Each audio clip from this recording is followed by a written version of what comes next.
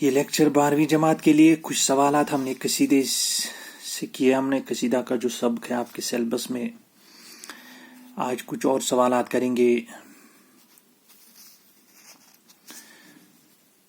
قصیدے کے آخری جز کو کیا کہتے ہیں؟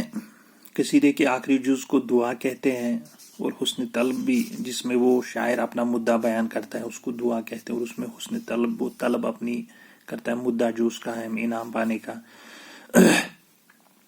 ذوق کے اکثر قصیدے کس نوعیت کے ہیں؟ ذوق کے اکثر قصیدے مداحیہ ہیں. مداحیہ، اس میں مداحی زیادہ ہوتی ہیں. قصیدے کے لغوی اور لفظی معنی کیا ہیں؟ جواب: لغوی طور پر قصیدہ سے مراد گاڑھا یا غلیظ مغز ہیں. شاعری کی اصطلاح میں قصیدہ اس صنف کو کہتے ہیں جس میں کسی کی تعریف یا ہجو لکھی جائے. ذوق کے قصیدے کے شامل نصاب اور قصد سے بھی یہ نکلا ہے. کچھ لوگ کہتے ہیں کہ ارادہ کرنے کے بھی لغوی معنی اس کے یہ بھی ہیں، قصد سے نکلا ہے، تو وہ بھی یاد رکھیں، وہ بھی آپ پڑھیں. ذوق کے قصیدے کے شامل نصاب حصے کو غور سے پڑھ کر درج ذیل سوالات کے مختصر جوابات لکھیے. درج ذیل سوال جو حصہ آپ کے شامل نصاب میں شامل جو ہیں، جو ہم نے پڑھا، قرأت کی. اب نیچے جو سوالات ہیں ان کے جوابات ہمیں لکھنے ہیں، ان کے دینے ہیں.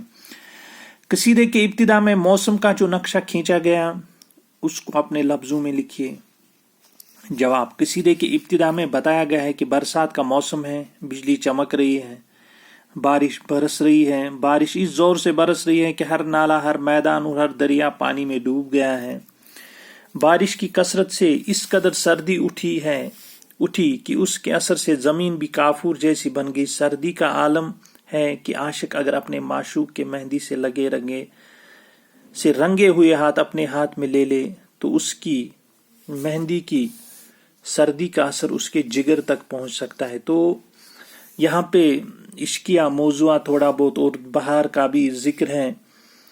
تو یہ ساتھ میں آ گئے ہیں. تشبیب میں جو ابتدائی جو تشبیب اس کا حصہ ہے، اس میں یہ اشعار جن کی ہم نے قرأت کی.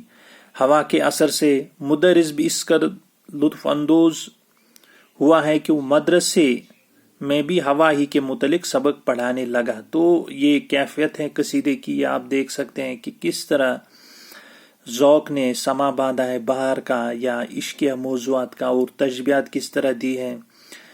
بہار چونکہ ذکر کیا ہے، ہوا اتنی اچھی ہے، صبح کی ہوا، اور عاشق اپنے معشوق کے مہندی سے لگے رنگے ہوئے ہاتھ اپنے ہاتھ، تو اس کو بھی سردی جگر تک پہنچ سکتا ہے، جیسے وہ ٹھٹر جائے گا سردی سے، اتنی مطلب وہ سردی ہے. بارش بھی برس رہی ہے، برسات کا موسم ہے. یہاں پہ برسات کا موسم انہوں نے ذکر کیا ہے. تو بجلی چمک رہی ہے، پھر ہوا بھی ہے. تو یہ ان چیزوں کا ذکر تشبیب میں کیا جاتا ہے. قصیدے کے شامل نصاب حصے میں سب سے زیادہ ذکر کس چیز کا ہے؟ قصیدے کے حصے میں سب سے زیادہ ذکر شراب کا ہے. تو یہ شاعروں کا معمول رہا ہے پہلے کہ شراب کا ذکر وہ کرتے تھے بہت سے معنی میں. قصیدے کے اہم جز گریز کے شعر کی نشاندہی کیجیے. قصیدے میں گریز کا شعر یہ ہے: شاہا تیرے جلوے سے ہے یہ عید کو رونق، عالم نے تجھے دیکھ کے عید منائی. تو یہاں گریز کی طرف آتے ہیں، پھر مدح کی طرف آتے ہیں. جو تشبیب اور مدح کے درمیان جو گریز والا حصہ ہے اس میں پھر مدح کی طرف آتے ہیں. درج ذیل اشعار کی تشریح کیجیے. خالی نہیں ہے میں سے روشن دانہ انگور، احسنت کہیں سن کے بائی و سنائی. بہائی و سنائی، یہاں پہ بائی حالانکہ بہائی ہونا چاہیے. تو یہ جو سوال یہاں پہ ہیں کہ خالی نہیں ہے میں سے روشن دانائی انگور، تا احسن کہیں سن کے بہائی و سنائی. تو یہاں تک تشریح کرنی ہے جو قصیدے کی قرأت ہے اس میں نے کی تھی. بہرحال میں پھر ایک بار یہاں پہ کہنا چاہوں گا کہ جب آپ سے یہ پوچھا جائے تو سب نہیں پوچھا جائے گا، کچھ اشعار کی تشریح. اور اگر آپ کو ان درمیان کوئی اشعار یاد ہیں تو آپ لکھ لیں، اگر یاد نہ ہو کم سے کم کچھ اشعار کی تشریح آپ لکھ سکتے ہیں یہاں. لیکن اگر وہ وہاں سے وہاں تک جہاں سے پوچھا گیا وہ یاد ہے تو وہ بہت بہتر رہے گا. وہ تب آپ کو یاد رہے گا جب آپ نے قصیدہ پوری طرح پڑھا ہو. جیسے کہ یہاں سے شروع ہوتا ہے: یہ بہت اشعار پھر آتے ہیں وہاں تک، تو پورا قصیدہ مطلب وہیں تک ہے.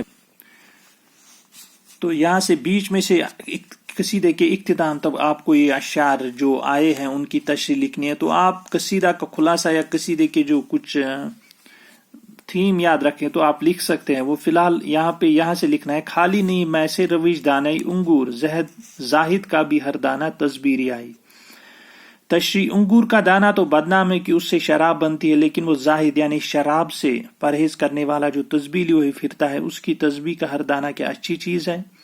وہ تو محض ریاکاری ہے، آخر انگور کا دانہ ہی بدنام کیوں. جو آئینہ دل ہے وہ عاشق کی بغل میں، گویا کہ مینائی میں کاربائی. دوسرا شعر یہاں سے جو ہم نے کرنا ہے: عاشق کے سینے میں جو آئینہ جیسا دل ہے، گویا ایک سراہی جس میں ایسی شراب ہے جو اپنے اندر مقناطیسی کشش رکھتی ہے. کرتی ہے صبا آ کے کبھی مشک فشانی، کرتی ہے نسیم آ کے کبھی لکھ لکھا سائی. تشریح: کبھی صبح کی ہوا آ کے خوشبو پھیلاتی اور کبھی نسیم سحر ایسی مہک لیے آتی ہے جو دل و دماغ کو تر و تازہ بناتی ہے. تو اسی طرح یہ جو اشعار ہیں وہاں تک جہاں تک پوچھا گیا ہے، کچھ اشعار جو یہاں تک آتے ہیں آخری شعر میں پڑھوں گا یہاں پہ. تو اس بیچ جو اشعار آتے ہیں ان کی بھی تشریح کرنی یا ان کا لکھنا ہے تھوڑا آپ کو، جو تھیم جو جب پوچھا جائے گا جیسے آپ سمری جیسے لکھتے ہیں کسی لیسن کی یا خلاصہ، اسی طرح کا لکھنا ہے.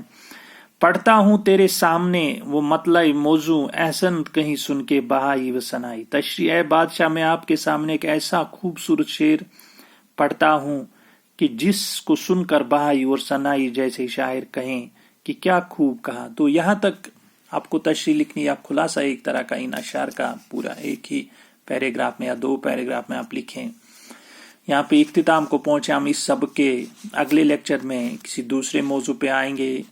دیکھتے ہیں نثر یا شاعری میں جو ٹھیک لگے یا جو ہمیں لگے کہ اس وقت موضوع ہے، سیلبس کے حساب سے دیکھیں گے کہ کتنا ہم نے کیا ہے نثر اور شاعری میں، اسی حساب سے میں لیکچر وہ ترتیب دوں گا تو آگے وہ ہم بڑھیں گے انشاءاللہ. شکریہ.